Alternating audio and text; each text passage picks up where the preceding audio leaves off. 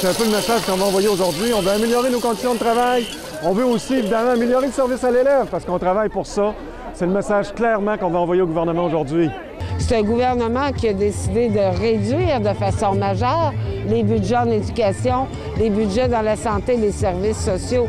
Donc, on vient diminuer les missions essentielles de l'État, diminuer des services. Et conséquemment, c'est toute une population qui va en faire les frais. Et c'est à ça qu'on dit non. Puis il y a bien des gens de la population qui, depuis des semaines, appuient le mouvement des travailleurs parce qu'on n'a pas voté pour ça.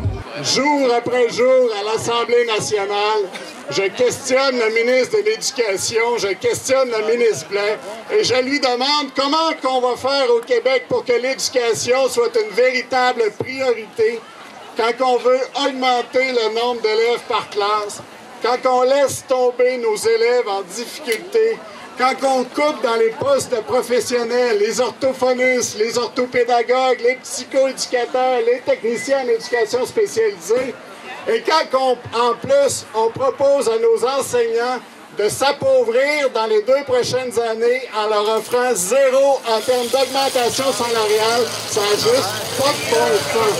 Nous, on veut négocier, puis on veut que ça se fasse le plus rapidement possible, c'est clair. Parce qu'il faut se dire que la grève, aujourd'hui c'est une journée de grève, mais la grève, c'est un moyen, c'est pas un objectif. Nous, ce qu'on veut, c'est négocier.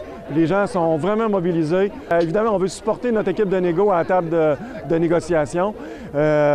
Il faut ébranler ce gouvernement-là. On veut aussi avoir un réinvestissement en éducation. C'est clair que les réponses qu'on a eues aussi de la mobilisation puis pour nos mandats de grève, ça envoie un message clair au gouvernement, je pense. À chaque jour, je lis des témoignages de professeurs.